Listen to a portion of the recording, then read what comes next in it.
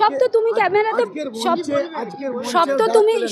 সব তো তুমি ক্যামেরা বন্দি করেছো। কল্যাণ ব্যানার্জি মঞ্চে উঠতে দেননি, উনি শিডিউল কাস্ট, দলিত, মাইনরিটিদের বিপক্ষে।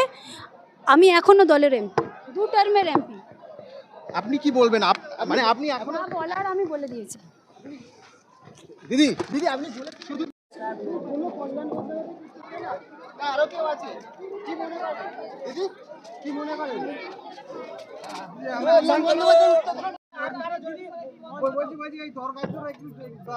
আমি রাস্তা দিয়ে কোনোদিন বেরোতে পারছি না বাড়ি থেকে। ইন্দ্রজিৎ আমি কাকে দেবো এটা একটু দিয়ে দেবেন আপনি? আমি এখনো দলের সাংসদ এবং দুবারের সাংসদ মমতা বন্দ্যোপাধ্যায় এবং সাধারণ মানুষের আশীর্বাদে কল্যাণ ব্যানার্জি এবং হরিপালের দাদা বৌদির দল আমাকে মঞ্চে উঠতে দেয়নি। এরা এইভাবেই শিডিউল কাস্ট, দলিত এবং সংখ্যালঘুদের অপমান করে।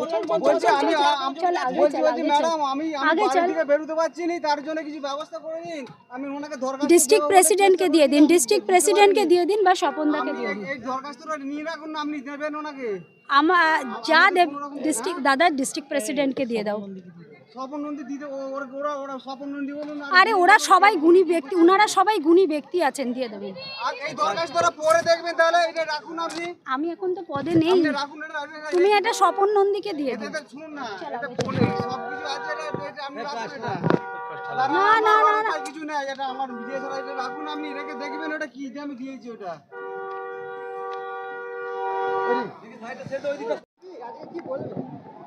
সব তো তুমি ক্যামেরাতে সব তো তুমি ক্যামেরা বন্দি করেছো। কল্যাণ ব্যানার্জি মঞ্চে উঠতে দেননি, উনি শিডিউল কাস্ট, দলিত, মাইনরিটিদের বিপক্ষে। আমি এখনো দলের এমপি, 2 টার্মের এমপি। চেষ্টা করলাম যে আরামবাগ লোকসভা কেন্দ্রের যে আজ জনসভা ছিল, যেখানে রাজ্যের মুখ্যমন্ত্রী মমতা বন্দ্যোপাধ্যায় আরামবাগে জনসভা করতে এসেছিলেন, কিন্তু সেখানে দাঁড়িয়েই আরামবাগের দুবারের সাংসদ অপরূপা পোদ্দার তিনি মঞ্চে ডাক পেলেন না, একেবারে দাঁড়িয়ে রইলেন ঠাঁই রোদে। সেই অপরূপা পোদ্দারের সাথে আমরা কথা বলার চেষ্টা করেছিলাম, উনি ওরই মধ্যে যেটুকু জানিয়েছে আপনাদেরকে একটু জানানোর চেষ্টা করব। তো একেবারে ডাক পেলেন না অপরূপা পোদ্দার, মঞ্চের পাশে তিনি ঠাঁই দাঁড়িয়ে রইলেন, সেটাই দেখানোর চেষ্টা করছি। উনি এই মুহূর্তে বেরিয়ে যাচ্ছেন। তো একেবারে বলা যেতে পারে অনেকটাই ভেঙে পড়েছেন, কারণ দুবারের সাংসদ অপরূপা পোদ্দার তিনি মঞ্চে ডাক পাননি রাজ্যের মুখ্যমন্ত্রী মমতা বন্দ্যোপাধ্যায়ের জনসভাতে। ফলে তিনি যে কিছুটা আপসেট, সেটা তার মানে শরীরী ভাষায় ফুটে উঠেছে। কিন্তু এরই মাঝে তিনি একটা বিস্ফোরক কথাও বলেছেন, কেন উঠতে পারলেন না। তো এর জন্যই নাকি তিনি বলেছেন যে কল্যাণ বন্দ্যোপাধ্যায়, যিনি শ্রীরামপুরের বিদায়ী সাংসদ, তো সেই কল্যাণ বন্দ্যোপাধ্যায় নাকি ওনাকে মঞ্চে উঠতে বাধা দিয়েছেন।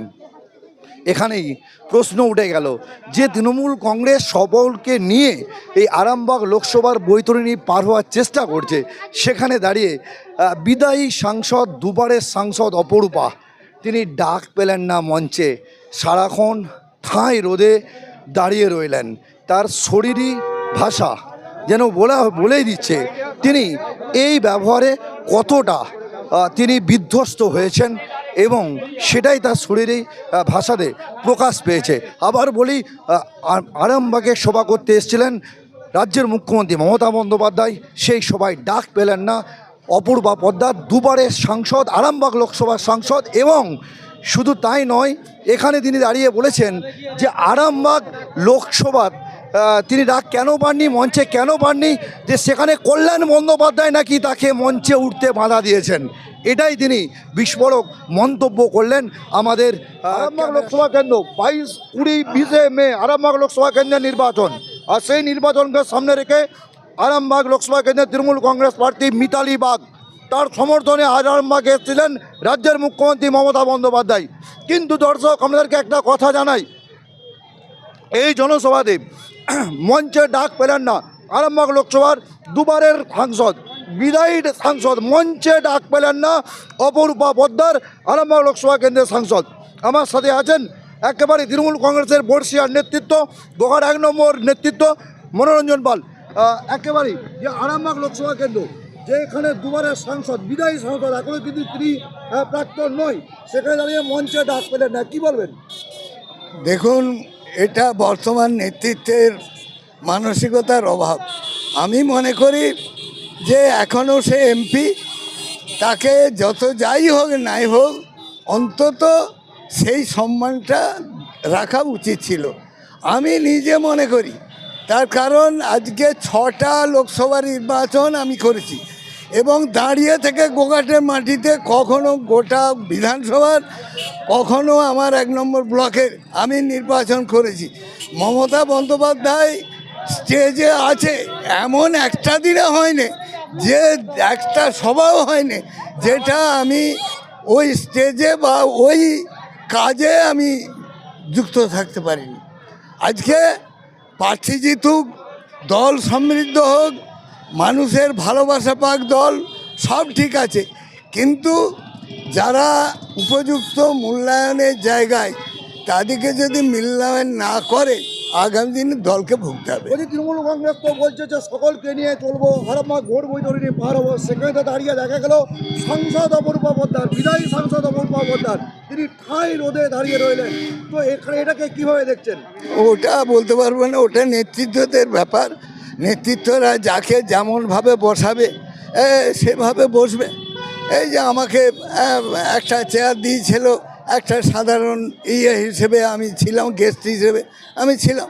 আমি মমতা বন্দ্যোপাধ্যায়ের বক্তব্য শুনতে এসেছি, তার নির্দেশ শুনতে এসেছি, আমি চেয়ারের জন্য আসিনি। সেইভাবে অপরূপা পোদ্দারও এসেছে বক্তব্য শুনতে, তার চেয়ারের জন্য সে আসেনি। আমার প্রশ্ন এখানেই, তিনি এখনো প্রাক্তন সাংসদ নয়, বিদায়ী সাংসদ, তিনি ডাক পাচ্ছেন না। সেটা প্রশাসনে যারা আছে তারা বলতে পারবে, আমি বলতে পারবো না। এটাও একটা অভিযোগ যে অপূর্বা পোদ্দার তিনি জানাচ্ছেন যে কল্যাণ বন্দ্যোপাধ্যায় নাকি তাকে ভাড়া দিয়েছেন।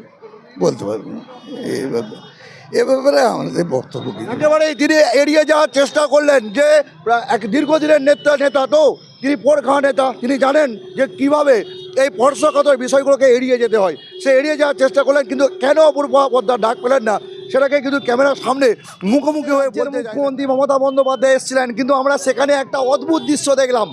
আরামবাগ লোকসভা দুবারের সাংসদ, বিদায়ী সাংসদ, এখনও তিনি বিদায় নেননি, সেই বিদায়ী সাংসদ অপরূপা পোদ্দারকে মঞ্চে উঠতে দেওয়া হলো না, যেখানে রাজ্যের মুখ্যমন্ত্রী মমতা বন্দ্যোপাধ্যায় জনসভা করছেন।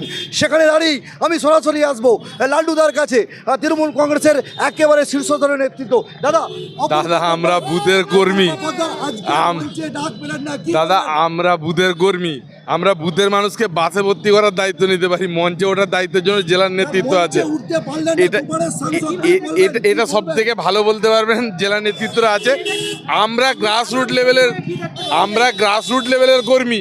আমরা তো দিদি যাওয়ার পরে ঢুকতে পারলাম, কারণ আমরা লোকজন ছাড়ছিলাম, লোকজনকে ছেড়ে আসছি। দেখিনি দাদা, এটা আপনার মুখে শুনলাম, এটা আপনার মুখে শুনলাম, বিস্তারিত খোঁজ খবর নিই দাদা। এত বড় ম্যাটার, আমরা ছোটখাটো মানুষ, আমরা মন্তব্য করতে পারি দাদা। একেবারেই বুঝতে পারছেন যে তিনি এড়িয়ে যাওয়ার চেষ্টা করলেন, কারণ মুখ খুলতে চাইছেন না, কারণ স্পর্শকাতর ইস্যু তো, সেই জন্যই মুখ খুলতে চাইছেন না। ক্যামেরায় মিরাজুল মল্লিকের সাথে আমি সন্দীপ দে, টার্গেট বাংলা নিউজ।